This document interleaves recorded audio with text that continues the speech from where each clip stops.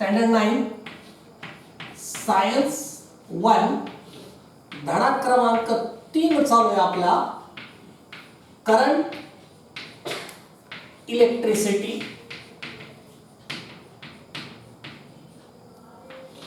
आणि ह्या current electricity मध्ये आज आपल्याला पाहायचंय लेक्चर क्रमांक 3. या लेक्चर क्रमांक 3 मध्ये आज आपल्याला अगदी एक छोटासा मुद्दा पाहायचा आहे. Ohm's law. अतिशय महत्वाचा असा लॉ आहे हा फिजिक्स मध्ये. कशासाठी हा लॉ? तर दिस लॉ gives relationship म्हणजे सहसंबंध between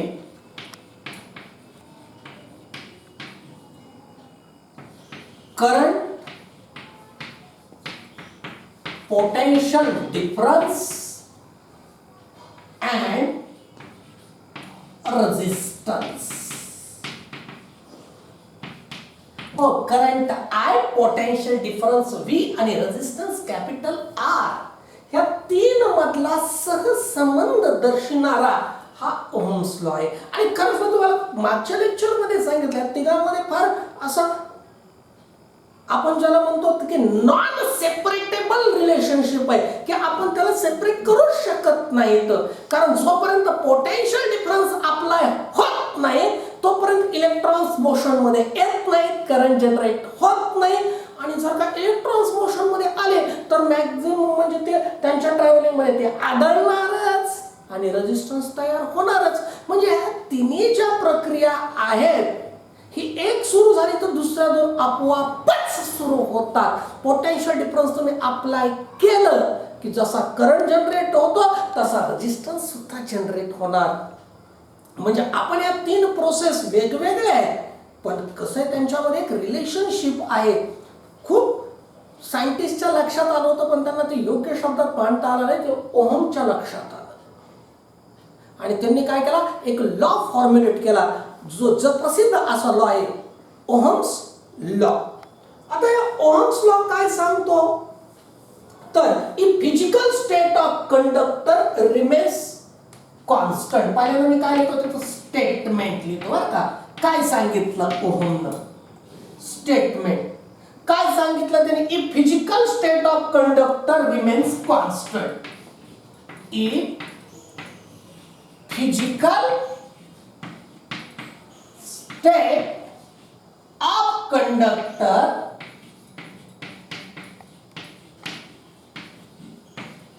रिमेन्स कॉन्स्टंट. ही महत्वाची आट आहे बरं का. आट हो ओहम्स लॉची महत्वाची आट आहे. If physical state of conductor remains constant. आता गुरुजी फिजिकल स्टेट म्हणजे नेमकं काय? हो भाषांतर होतं त्याचं वाहकाची भौतिक अवस्था कायम राहत असेल तर. पण भौतिक अवस्था म्हणजे काय? फिजिकल स्टेट कॉन्स्टंट राहणं म्हणजे काय कॉन्स्टंट ठेवायचे सांगतो. त्याचं टेम्परेचर कॉन्स्टंट राहिलं पाहिजे. कंडक्टरचं टेम्परेचर कॉन्स्टंट राहिलं पाहिजे. टेम्परेचर नंतर त्याची लेंथ कॉन्स्टंट राहिली पाहिजे. लांबी area of cross section constant राहायला पाहिजे म्हणजे त्याची जाडी कॉन्स्टंट राहायला पाहिजे. आणि काय आहे त्याचं मटेरियल कॉन्स्टंट राहिलं पाहिजे. आता मटेरियल कॉन्स्टंट राहिलं पाहिजे म्हणजे कसं? हो समजा तुम्ही काय केलंय की एक 50 सेंटीमीटर वायर घेतलंय पण गोष्ट अशी आहे की 25 सेंटीमीटर कॉपरचं आणि 25 सेंटीमीटर ॲल्युमिनियमचं हे जॉईन केलं तर त्याच्यातून एक करंट फ्लो होतो. तसं नाही पाहिजे. हो 50 सेंटीमीटर जर का तुमची लेंथ कॉन्स्टंट राहिली असेल तर त्याचं मटेरियल सुद्धा कॉन्स्टंटच राहिलं पाहिजे. ही महत्वाची आट आहे. If physical state of conductor remains constant. आणि फिजिकल स्टेट म्हणजे कोणते? Number 1 temperature should remain constant, length should remain constant, area of cross section should remain constant आणि मटेरियल शुड रिमेन कॉन्स्टंट. ह्या चार गोष्टी कशावर आल्या पाहिजेत? कॉन्स्टंट आल्या पाहिजेत आणि ह्या 4 गोष्टी कॉन्स्टंट येत असतील तरच ओहम्स लॉ फॉलो होतो. ह्या 4 गोष्टीपैकी एक गोष्ट जरी 19-20 झाली, हो 19-20, हा तर 19-20 म्हणजे 2019-2020 नाही बरं का, त्याच्यात फार मोठा फरक आलाय. माहिती का तुम्हाला? माहिती का नाही? थोडंसं विरंगुळा म्हणून सांगतो. 2019 मध्ये काय म्हणत होते? काय म्हणत होते? ए दादा, ए ताई, मोबाईल ठेवून दे, अभ्यास कर. 2020 मध्ये काय म्हणाले? काय म्हणाले 2020 मध्ये? ए दादा, ए ताई, मोबाईल घे आणि अभ्यास कर. रामकृष्ण हरे. तोच मोबाईल, हो, जो मोबाईल शाळेमध्ये बॅन होता, आज तो शाळा चालवायला लागलाय. तर जे आहे सोडून द्या 19-20 म्हणून सहज आठवलं म्हणून. काय आहे की if physical state of conductor remains constant, आणि फिजिकल स्टेट मध्ये किती घटक येतात? 4 घटक येतात. कोणते कोणते 4 घटक येतात? Temperature of conductor, length of conductor, area of cross section of conductor आणि मटेरियल ऑफ कंडक्टर. ह्या 4 गोष्टी जर का कॉन्स्टंट राहत असतील तरच हा ओहम्स लॉ फॉलो होतो. अजून मी त्याचं स्टेटमेंट दिलं नाही. स्टेटमेंट दिलं का त्याचं अजून नाही, फक्त ओहमनं महत्वाची आड घातली, ती तुम्हाला सांगितली. कोणती? If physical state of conductor remains constant, तर त्यावेळेस the current flowing through it, the current कशाने दाखवतो? कोणत्या अक्षराने? I. Flowing through it, flowing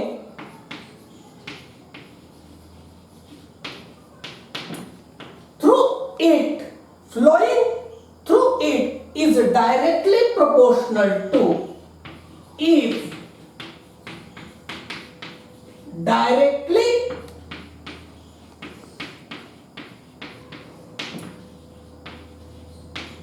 proportional to potential difference, potential difference कशाने दाखवतो आपण? V न दाखवतो. potential difference between its two ends, between its two ends. काय सांगितलंय त्यांनी? जर का physical state of conductor remains constant, जर का वाहकाची भौतिक अवस्था काय म्हणत असेल ती म्हणजे काय ते आता सांगितलं, तर त्याच्यामधून जाणारा करंट हा डायरेक्टली प्रोपोर्शनल असतो पोटेन्शियल डिफरन्सशी. म्हणजे पोटेन्शियल डिफरन्स जास्त, करंट सुद्धा जास्त, पोटेन्शियल डिफरन्स कमी, करंट सुद्धा कमी. हे कोणी सांगितलं? ओहमनं सांगितलं. मग आपण काय लिहू याच्यावरून? आय म्हणजे current is directly proportional to V. V म्हणजे पोटेन्शियल डिफरन्स. मग आपल्याला माहिती आहे की ह्या कॉन्स्टंट जे आहे इथं कॉन्स्टंट ऑफ प्रोपोर्शनॅलिटी घ्यावा लागतो. हे प्रोपोर्शनलच्या साईडनं कोणतंच गणित करता येत नाही. म्हणून आय इज इक्वल टू आपण काय करतो? K V. त्या के ला आपण काय म्हटलंय? तर के काय आहे? कॉन्स्टंट ऑफ प्रोपोर्शनॅलिटी आहे. तुम्ही घेता की नाही बीजगणितामध्ये, अल्जेब्रामध्ये घेता नाही कॉन्स्टंट ऑफ प्रोपोर्शनॅलिटी. बर, मग व्ही ची किंमत किती आहे? आय इज गुणिले 1/k is equal to V. कसं आलं हे? के मी इकडे कुठं आलं? उजव्या बाजूचं कुठं आणलं? डाव्या बाजूला आणलं, म्हणून 1/k. तर इथं हे जे आहे 1/k is equal to R. हा, हे रिलेशन दिलं ओहमनं. रेजिस्टन्स बघा फार मस्त आहे बरं का. थोडंसं विचार करायचा, विचार केल्यावर येतं. हा म्हणजे मी परत परत सांगतो की जे सायन्स गणिताचे तत्व फॉलो करतं तीच पुढे टिकतं, त्याच्यावरच पुढे टेक्नॉलॉजी तयार होते.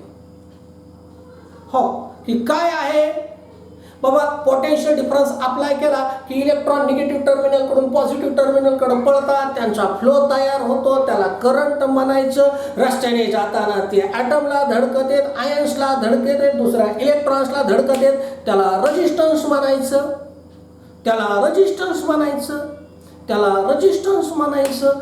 हे सांगितलं. हो, हे सांगितलं अँपियरनं. हे कोणी सांगितलेले? ॲक्च्युली अँपियरनं सांगितलेले बरं का. पण लगेच पुढचा म्हणजे प्रश्न बालिश वाटतो बरं का. हो, हे आमच्याकडे 4 सेंटीमीटर वायर आहे, याचा रेजिस्टन्स किती सांगा बरं. आकड्यात सांगा, आकड्यात. आकड्यात सांगा म्हणजे गणित मांडा. आणि म्हणून हे जितके लॉज आहेत ना, यांनी गणित मांडलेले आहेत. मग ते न्यूटनचे लॉज असू द्यात किंवा इतर कोणतेही लॉज असू द्यात, हे गणित आहे. की जसं आपण law of conservation of energy आठवतो ना, म्हणायचं हो सर कुठंतरी ऐकल्यासारखं वाटते. कुठं ऐकल्यासारखं वाटतं? वर्क अँड एनर्जीमध्ये. तर तिथं सुद्धा आपण गणित मांडलं होतं, गणिताच्यावर सिद्ध केलं होतं. आता इथं लोकांनी विचारलं बाबा हा या धागा होत्यात, रेजिस्टन्स येतो नेमका किती, नेमका आकड्यात सांग, आकड्यात. तर हे आकड्यात. आता कसं आहे सावेस तुम्हाला सांगू का? की मग अंकुरी त्याला काय महत्व आहे? आकड्या सांगितलं आकड्याला. अहो करंट मोजता येतो, अँपियर, अँपियरला मोजला तो. करंट मोजता येत होता, पोटेन्शियल डिफरन्स मोजता येत होता. त्या काळी इन्स्ट्रुमेंट निघाले, उपकरण निघाले, करंट मोजणारा निघाला. व्होल्टमीटरच्या सहाय्यानं पोटेन्शियल डिफरन्स मोजता यायला लागला. पण रेजिस्टन्स कसा मोजायचा? किती काही इलेक्ट्रॉनने किती धडका दिल्या, ह्या कशा मोजायच्या? हो, आम्ही मायक्रोस्कोप खाली धडका दिल्या बघितल्या, पण त्या मोजायच्या कशा? ह्या पठ्याने मोजल्या, ओहमनं मोजल्या. म्हणून हे लॉचं महत्व आहे. त्याने सांगितलं की 1/k म्हणजे काय आहे? R आहे, रेजिस्टन्स आहे. म्हणून आपण इथं ठेवू IR is equal to V. IR is equal to V. म्हणून R इज इक्वल टू काय येऊ शकतं? V/I. ते मला मोजा, व्होल्टमीटरची रिडिंग मोजा, अॅमीटरची रिडिंग मोजा, दोघांचा भागाकार करा. त्या कंडक्टरचा काय भेटून जाईल तुम्हाला? रेजिस्टन्स भेटून जाईल. दिस इज ओम्स लॉ. आणि इतकं मोठं त्यांनी कार्य केलं म्हणून रेजिस्टन्सचं युनिट काय ठेवलं? ओहम ठेवलं. काय ठेवलं? ओहम ठेवलं. हा काय आहे? अतिशय प्रसिद्ध असा काय आहे? Ohm's law.